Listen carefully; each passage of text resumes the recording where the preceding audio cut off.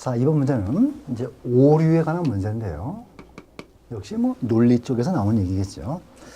자, 우리가 오류에서 몇 가지 챙길 게 있는데 첫 번째가 비정합성의 오류라는 겁니다. 이건 뭐냐면 아까 정원 3단 논법에서 이거는 원칙적으로 대전제가 참이면 결론은 무조건 참일 수밖에 없어요. 근데 진짜 만에 하나 이 대전제가 거짓이라면 결론도 거짓일 수밖에 없는데 이렇게 발생하는 오류를 우리가 비정합성의 오류라고 얘기하는 거예요. 자, 그 다음 우리가 이제 가언 3단에서 가언 3단에는 조건이라는 얘기죠. 그래서 여기는 굉장히 중요한 건데 봅시다. 우리가 비가 오면 땅이 젖는다라는 명제가 있어요. 자, 그러면 얘를 앞에 오는 조건이라고 얘기해서 얘를 전건이라고 하는 거고 얘를 뒤에 오는 조건이라고 해서 우린 얘를 후건이라고 이야기합니다. 자, 수학적 기호로는 전건을 P라고 보고 후건을 Q라고 가요. 근데 여러분들 비가 오면 땅이 젖는다. 이건 참인 명제죠. 그래서 조건을 둘 때 P이면 Q이다가 참일 때 이렇게 주는 거예요. 이럴 때 자, 앞뒤를 동시에 부정합니다. not P면 not Q이다. 무슨 얘기냐면 자, 말 만들어 줄게요. 비가 오지 않으면 땅이 젖지 않는다. 자, 참이야 거짓이야? 거짓. 왜 거짓이에요? 아, 생각해봐. 비가 오면 땅이 젖는 건 맞지만 비가 안 왔다고 땅이 안 젖는 건 아니에요. 샘물이 솟아도 땅은 젖고 내가 물을 뿌려도 땅은 젖는다니까? 자, 그 다음에 거꾸로 갈게요. 자, Q이면 P이다. 말을 만들어 줄게요. 땅이 젖었다면 비가 온 것이다. 역시 거짓. 왜? 금방 얘기했잖아. 아, 생각해봐.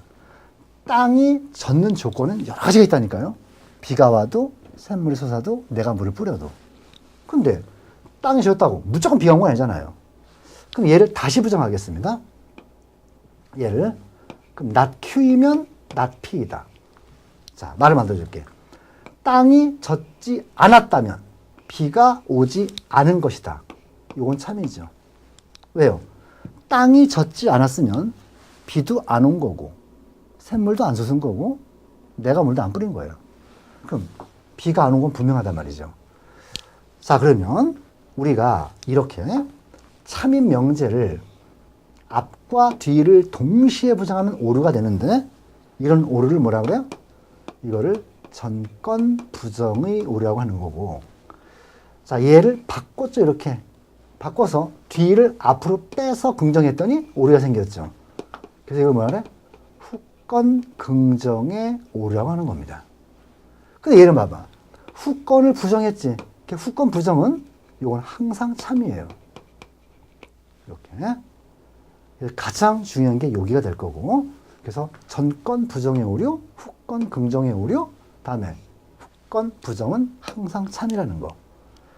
자, 그 다음 이제 문제를 보도록 하겠습니다. 자, 논리적 오류가 없는 문장은 그랬네요. 이번 달은 모든 달은 30일이거나 31일이다. 대전제. 이번 달은 30일이 아니다. 소전제. 그러므로 이번 달은 31일이다. 아니죠. 왜? 2월은 28일도 있고 29일도 있잖아요. 그럼 이게 오류가 발생한 이유가 뭐야? 바로 대전제가 잘못됐기 때문에 결론이 잘못을 한 거잖아. 그래서 이런 걸 뭐라 그래? 비정합성의 오류를 범하고 있는 거고. 자, 2번 가겠습니다. 가뭄이 들면 소금의 생산량이 일어난다. 자, P이면 Q이다잖아요, 지금. 근데 이게 참이라니까, 주어진 조건은 항상. 그럼 뒤로 보겠습니다. 소금값이 내렸다. 자, 문제를 한번 살짝 본 거죠. 소금값이 내렸다는 건 뭐야? 수요와 공급에서 공급이 늘었다는 거고, 그럼 공급이 늘었다는 건 뭐야? 생산이 늘었다는 거죠. 그럼 말을 바꾼 거야. P이면 Q일 때 Q이면 P다가 된 거잖아요. 그죠? 생산량이 늘었다. 이번에는 가뭄이 들었다. 그럼 아까 뭐라 그랬어?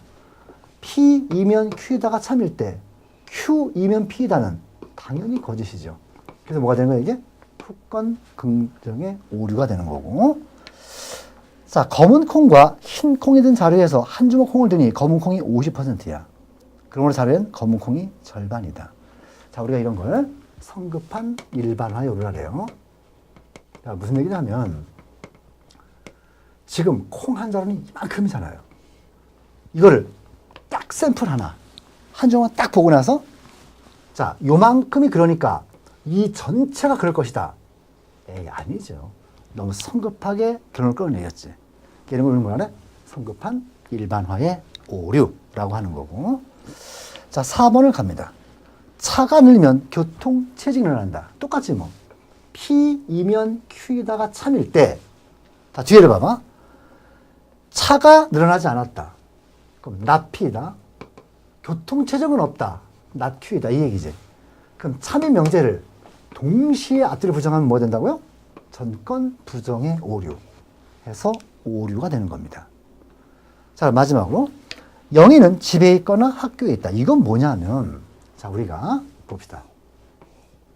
아까 선언 3단 문법이라는 게 있었는데 이건 뭐냐면 배타성이라는 말이 상당히 중요해요. 이 배타성이 있다?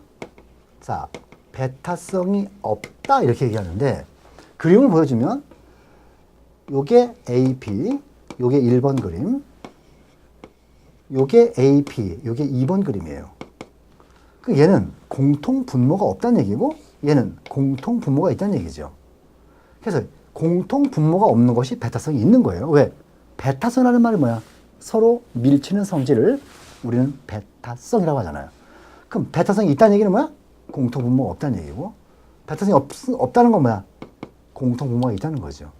이럴 때 우리는 잘 생각해봐. A가 아니기 때문에 B다. 이건 항상 참이죠. 이게 선언 3단 논법이고요. 이건 A가 아니기 때문에 B다.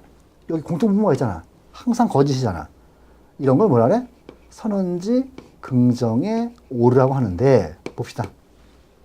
지금 여기 봐봐요. 영미는 집에 있거나 학교에 있을 것이다. 잘 생각해봐. 집과 학교는 배타성이 있지요. 그럼 집에 있으면 학교에 없을 거고 학교에 있으면 집에 없겠지 뭐. 그래서 참인 거는 요거 하나입니다. 그럼 여기를 봐봐. 저기에 여자가 있다. 저 여자는 예쁘거나 머리가 좋을 것이다. 근데 예쁜 거하고 머리 좋은 거하고는 배타성이 없잖아요. 예쁘면서 머리 좋은 여자도 많다니까? 근데 앞만 봐도 안 예뻐. 따라서 머리는 좋을 것이다. 아니라고. 이건 바로 오류가 발생한 거죠. 자, 그래서 배타성이 있는 두 개의 명제 가지고 얘기했기 때문에 5번 정답 이렇게 되는 거죠. 뭐 그래 어렵지 않죠?